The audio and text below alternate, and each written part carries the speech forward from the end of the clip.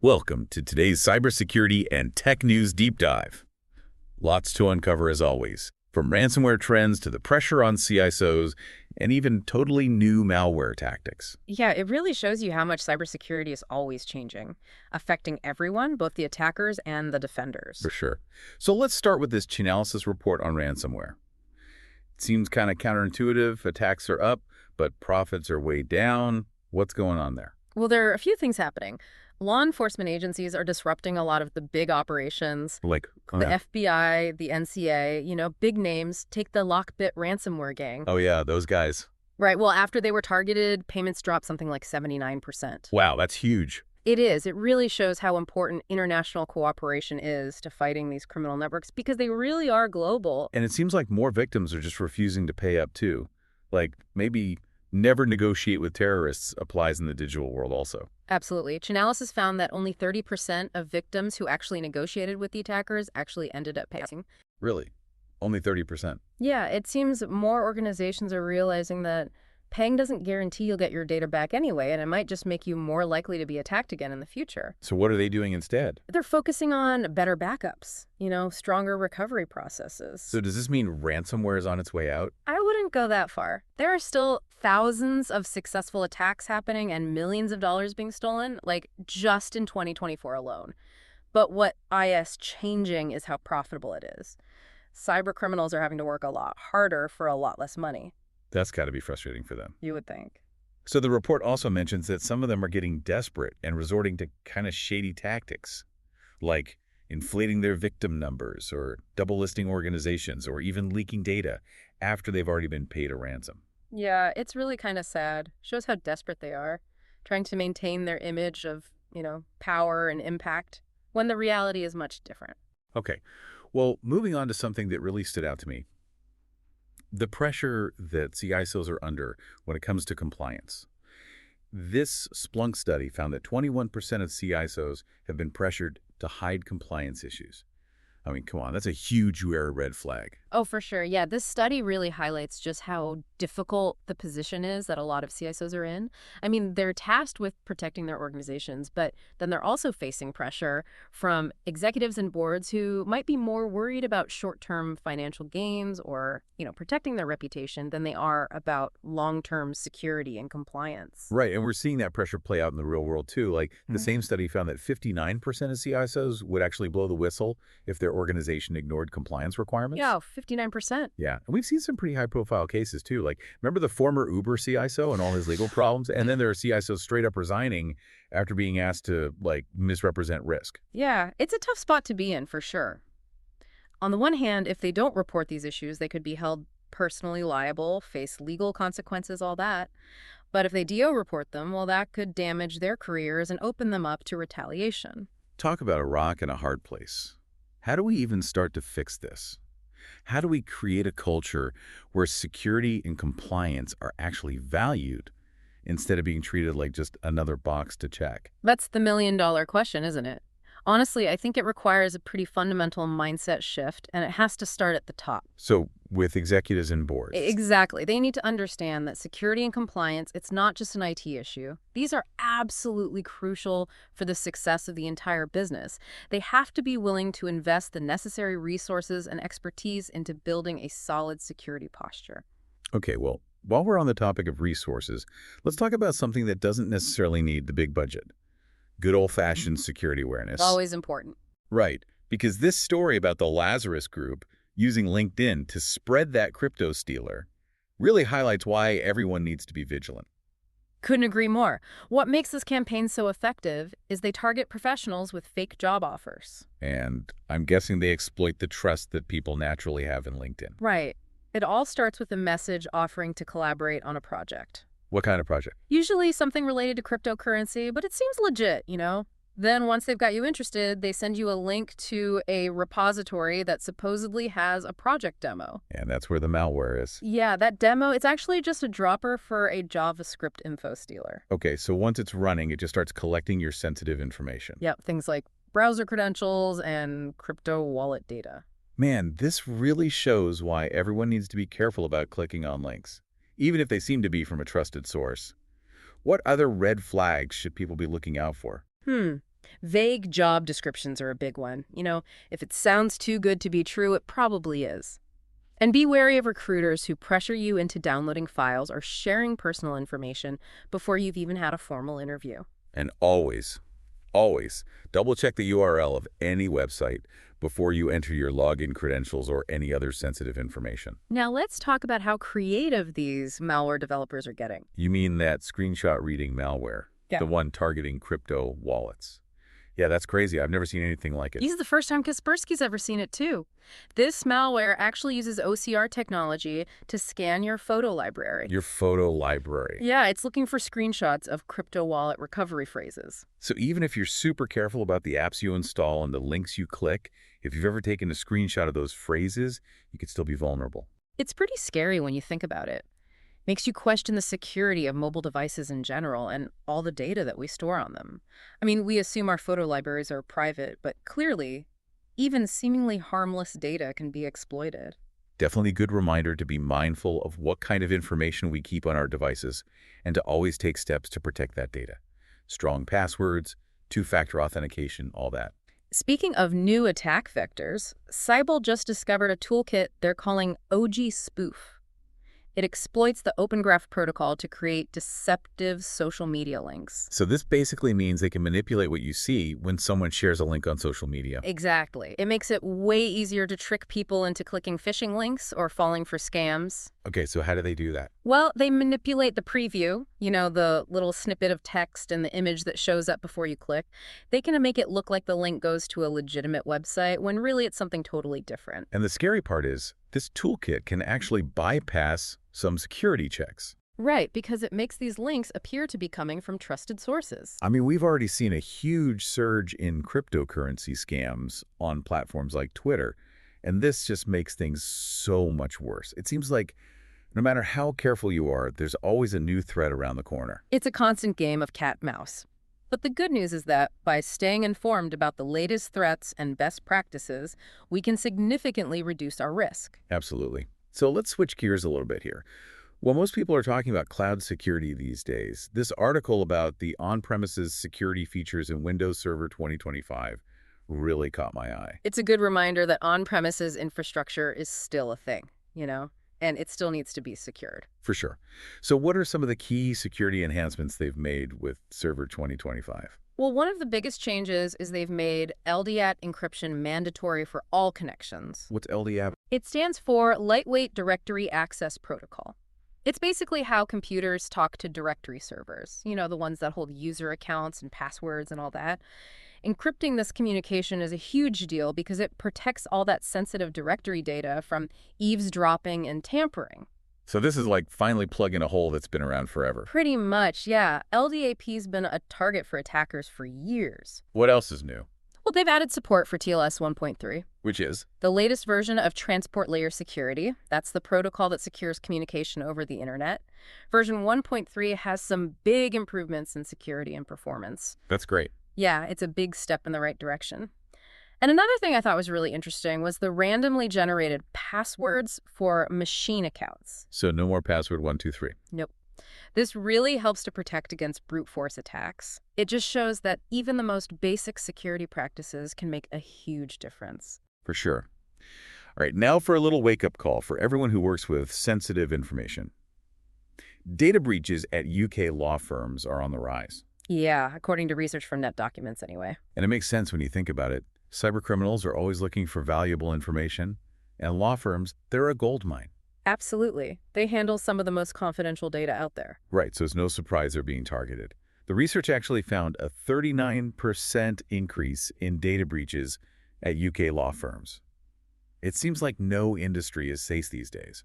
It really underscores the importance of having strong data security and compliance measures in place, no matter what industry you're in. And it doesn't matter if you're a big company or a small business, it's about protecting your reputation and keeping your clients' information safe. Okay, well, speaking of partners, let's talk about the Five Eyes intelligence agencies. I was reading their report on securing network edge devices and thought it was pretty interesting. Yeah, it's definitely significant. It shows that more and more people are starting to realize that these devices are often overlooked as potential entry points for attackers. So why are they so attractive to attackers? Well, for one thing, they're often located at the edge of the network, which means they're more exposed to the outside world. And they don't always have the same level of security as other parts of the infrastructure. And we already know that nation-state actors are increasingly targeting these devices. Right, they're trying to gain access to sensitive information and critical infrastructure. So what can organizations do to better protect themselves? Well, the Five Eyes report has some really good recommendations, but it all boils down to having a comprehensive security approach that addresses all potential attack vectors. Not just the obvious ones. Exactly. Now let's shift gears to software development. Researchers have uncovered a malicious package hiding in the Go language ecosystem. That's the story about the type of squatting package, right? The one with the back door. Yeah, it's a good reminder of just how dangerous supply chain attacks can be. So how does this type of squatting thing actually work?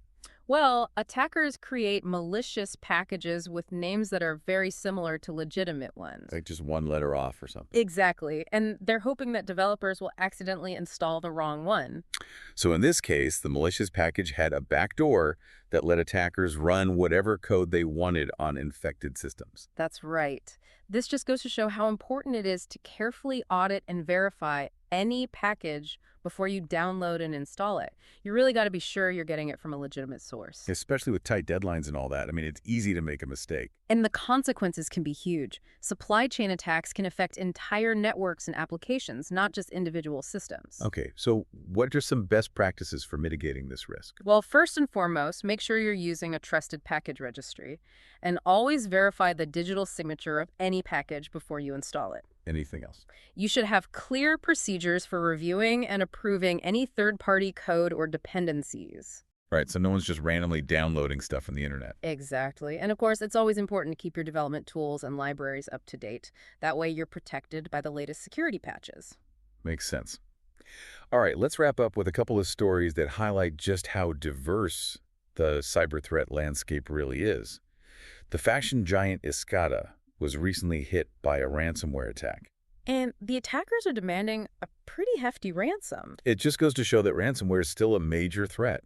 And it's not just large companies that are at risk. We're seeing more and more attacks on smaller businesses, schools, even individuals. Everyone's a target. And in a completely different type of attack, a teenager was arrested for hacking into NATO and Spanish institutions. Shows that cyber threats can come from anywhere, not just organized crime groups or nation states. Absolutely. We all need to be more aware of the risks and take steps to protect ourselves. It all starts with education and awareness. Right. Everyone needs the knowledge and skills to stay safe online. So true. All these stories about ransomware and malware and hacking, it really makes you think about where all this is heading. Yeah, where is it all heading? It's a question a lot of people are asking, and Mhm. it kind of leads into this whole data sovereignty thing that's been getting more attention lately. It's becoming more and more important, especially with everything that's been going on. Right. I was reading this piece from Virtue talking about data sovereignty in the context of Google's recent policy changes. Oh, yeah. What were they saying? Well, it seems like more companies are realizing that relying on a single provider for everything, it's kind of risky. Creates a single point of failure for security and control over their data. Makes sense. So Virtue, they're really pushing for this idea of separating trust, not putting all your eggs in one basket. Like how so? They say that if you encrypt your sensitive data, using solutions like their own private key store, even Google can't access it. Oh, wow. Yeah, so it's all about maintaining control over your data, even when it's in the cloud. And how do you actually do that? It involves putting strategies and technologies in place that give you the power to decide who can access your data, where it's stored, and how it's used. Things like encryption, data residency requirements, choosing providers that align with your data sovereignty goals. So basically taking control of your data destiny. Exactly. And this is becoming even more important with regulations like GDPR and DORA, Digital Operational Resilience Act. Oh, yeah, right. Those are really starting to be enforced now. Yeah, and these regulations, they're really pushing organizations to take data sovereignty seriously. It's not just about checking a box for compliance. It's about building trust with customers and partners, showing them that you respect their privacy and you're serious about protecting their information. Makes sense. So what can organizations actually do to improve their data sovereignty? Well, the first step is always a thorough data inventory and risk assessment. You need to know what data you have, where it's stored, and what level of protection it requires. So basically taking stock of what you've got. Right. Then you could start implementing the appropriate security controls, Hmm. like encryption and access controls. Okay. And you should also take a look at your cloud strategy. Are you using a multi-cloud approach? Do your providers offer data residency options? All important questions to ask. Absolutely. So it sounds like data sovereignty isn't just a technical issue, it's also a strategic one. It is. Organizations need to be proactive about this. Because data sovereignty, it's only going to become more important as the digital landscape keeps evolving. All right, well, let's move on to a few quick hits that caught my eye. Microsoft researchers are warning about this new attack vector. Oh yeah, what's that? Attackers are exploiting public ASP.NET machine keys to do view state code injection attacks. Sounds serious. It is. They can use this to execute malicious code on vulnerable web servers. So if you're using ASP.NET, make sure your machine keys are secured and not publicly accessible. Good advice. And C has just added a bunch of new vulnerabilities to its known exploited vulnerabilities catalog, the KV catalog. Oh, right, yeah. Well, some of these include flaws in Microsoft Outlook and the Sophos XG firewall. So, yet another reminder that attackers are always finding new ways to exploit vulnerabilities. We got to stay on top of patches and updates. Absolutely. And speaking of patching, Cisco just addressed two critical flaws in its identity services engine. That's ISE for short. What were the flaws? They could have allowed attackers to gain root-level access. Oh, wow. That's not good.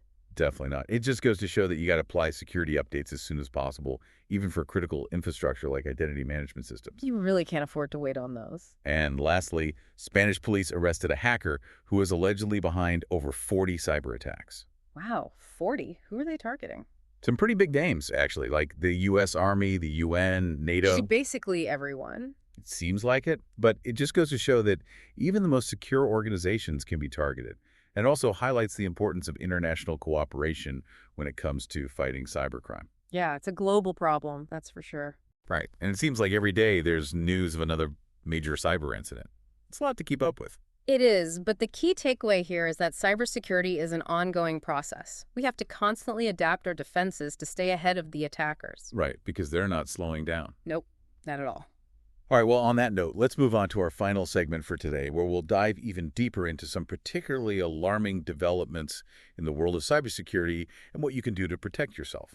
So we've covered a lot today. Ransomware, the pressure on CISOs, all those new malware tactics. It's obvious that cybersecurity, it's a constantly changing landscape. And the pace of change, it's only getting faster. Attackers are getting more sophisticated, more persistent, and they're always finding new ways to exploit vulnerabilities. I know. It feels like a never-ending battle sometimes. Yeah. But we're not powerless, right? Exactly. Knowledge is our best defense. The more we understand about the threats we face, the better prepared we are to protect ourselves. And that's what I love about these deep dives. We're not just skimming the headlines. We're getting into the details, understanding why these things are happening. Right. It's about connecting the dots. So as we wrap up, I want to challenge everyone listening. What one action will you take based on what we've discussed today? Maybe you'll finally review those backup and recovery procedures, or strengthen your passwords, or start paying more attention to the permissions you're giving those mobile apps. Because even small steps make a difference. Absolutely. And here's a final thought for you to ponder. We've talked about how creative these malware developers are getting, but what about artificial intelligence? How is that going to play into all of this? Right, because AI is going to be used by both the attackers and the defenders. Exactly. So as AI becomes more and more integrated into cybersecurity, what are the ethical implications? What are the societal implications? It's something we all need to be thinking about. So until next time, stay safe, stay informed,